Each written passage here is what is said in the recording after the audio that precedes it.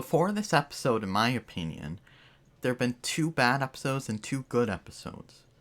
Where does episode 5, What If, Zombies, fall? Well, neither. Episode 5 starts with the Watcher's usual monologue. We then see the Hulk/Bruce Banner crash into the Sanctum Sanctorum from Avengers Infinity War. While at the same time, the Watcher says this. Dr. Bruce Banner, the human hiding within the Hulk, fell from the stars to warn humanity of imminent danger. But the world he found was not one he recognized. He warns that Thanos is coming, but nobody is there. He finds some clothes and goes outside. Nobody's there. All of a sudden, Cull Obsidian and Ebony Maw beam down. Ebony Maw starts giving his speech, and Banner tries to get the Hulk out. While Maw gives his speech, Iron Man sticks his hand out of a portal and shoots him in the back of the head with his blaster. Iron Man, Doctor Strange, and Wong come out of the portal. They fight, but you can't really see them. The 3 of them start to eat Obsidian and Maw. Banner tells them that's overkill, and Iron Man stands up, turns around, and we see he's a zombie. Obsidian and Maw are now zombies as well. They all get up, and as Iron Man is about to fire his blaster at Bruce, Doctor Strange's cape, or the Cloak of Levitation, grabs him and throws him at Cull Obsidian. Bruce backs away, but Wong opens a portal behind him. He tries to eat him, but the cape holds him back, and the portal closes and cuts Wong's head off. I'm surprised they did that, considering it's Disney, but maybe since it was a zombie, they thought it wasn't as bad, and they do more of this throughout the episode. But I don't know. Maw pulls Bruce towards him and holds him in the air. A swarm starts flying towards them, and they turn into skeletons.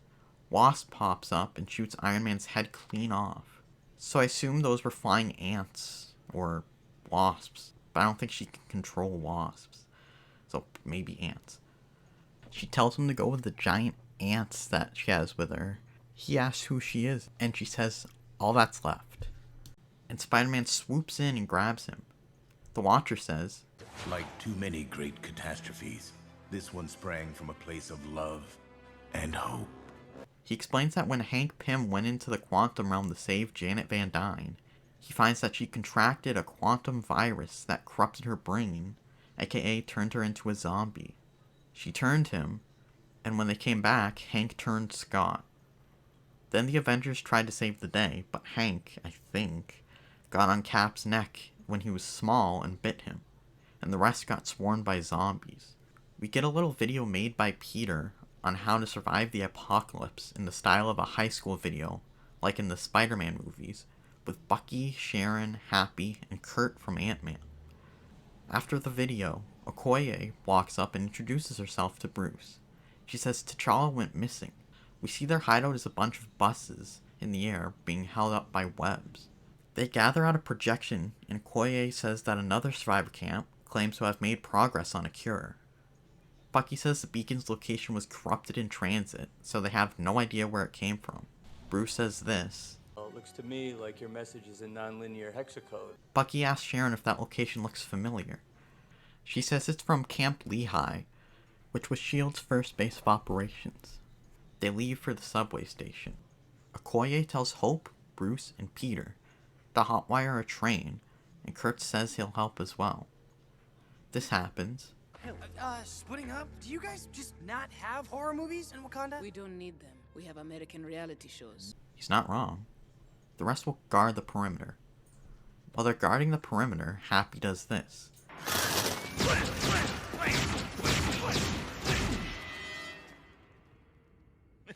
Just birds. Were you saying blam? Was I? This just doesn't really land for me.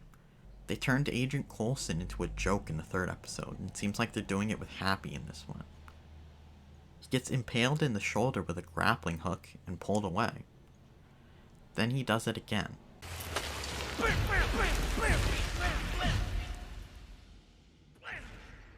Again, it doesn't land. Sharon gets shot in the shoulder with an arrow and zombie Hawkeye comes out of the shadows. Then zombie Falcon flies through the window. Zombie Happy comes out of the shadows as well. Still not landing. They fight, and Happy is about to use his blaster on Sharon when she does this.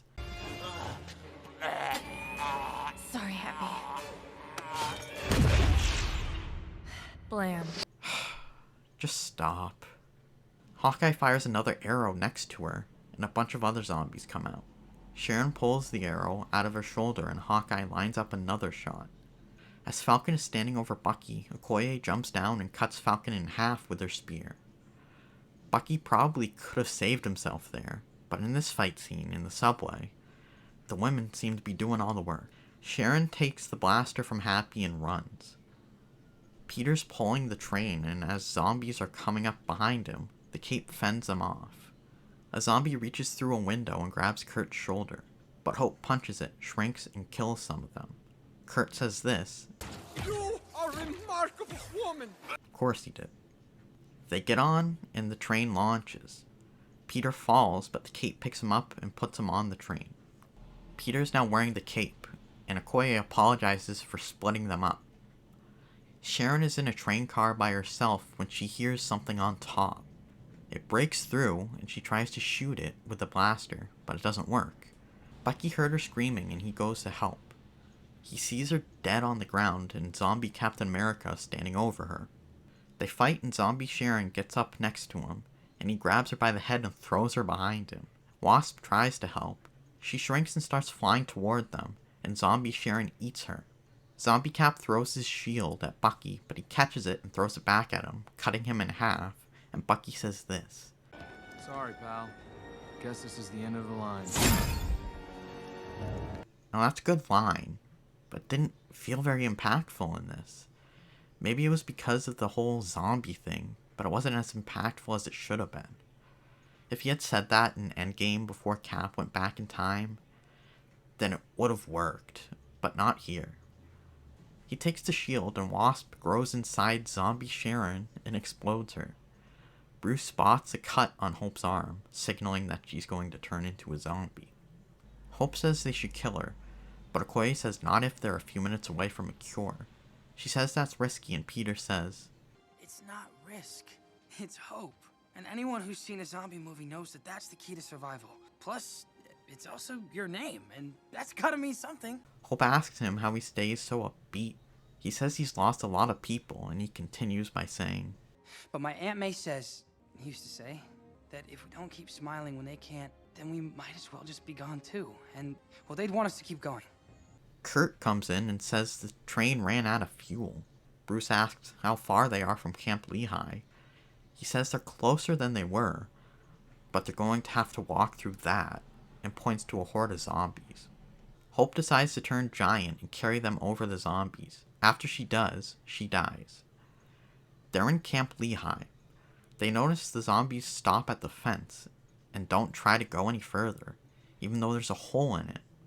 Kurt says he can sense Baba Yaga, who's a witch if you don't know. Then this happens. No, oh no! I totally just jump scared you. I'm so sorry. I didn't mean to do that. This is Spider-Boy. Come on. Vision appears. He says, quote, "One of the benefits of being an android, I'm not on the menu." Bruce realizes why the zombies won't come close to him. Vision says the Mind Stone emits a sub-frequency that's not to their liking. He explains that the virus overloads the brain's limbic system. Once he discovered their aversion to the Mind Stone, he experimented to see if targeted exposure would reverse their condition. Okoye asked if he was successful, and... Ta-da! See for yourself. Wait, who said that? It was a ghost. Oh, damn. Hey, would somebody turn me around? We messed up my entrance. You know, I need to get this thing motorized. Hey! He cured Scott. Bruce says he'll need a satellite network to broadcast the Mind Stone frequency worldwide. Vision says the technology required for that is beyond human capability. Okoye says, not in Wakanda, and it's the last human sanctuary on Earth, because of the force shields. Bucky says he'll canvass the base and try to find transport. Vision says this. Sergeant Barnes, you will not find what you're looking for. Sounds foreshadowing. Bruce discovers through security logs that they're not the first to respond to Vision's signal. Peter asks where they are. Bucky turns around and sees a zombie Wanda. Once I saw Vision, I knew she was going to be a zombie and he was looking for a cure for her. It was so obvious. Bucky shoots her, but this happens. Stop. You will T'Challa? Bucky. It's T'Challa. I guess this was Chadwick Boseman's last performance, not episode 2. They kept this one a surprise. T'Challa has one leg now. He tells Bucky that they have to run, so he helps him out. This angers Wanda. Vision tells Bruce he's sorry, and he wishes he hadn't found this place, and Bucky and T'Challa return. T'Challa says Vision picked him up in San Francisco. He thought he was saving him, but he was picking up takeout. He's been feeding him to zombie Wanda, which is why he doesn't have a leg. Vision says her powers resist the treatment, and that this was the only option. Okoye asks why he didn't just eliminate her. Vision says he couldn't. Wanda blasts the doors open and kills Kurt.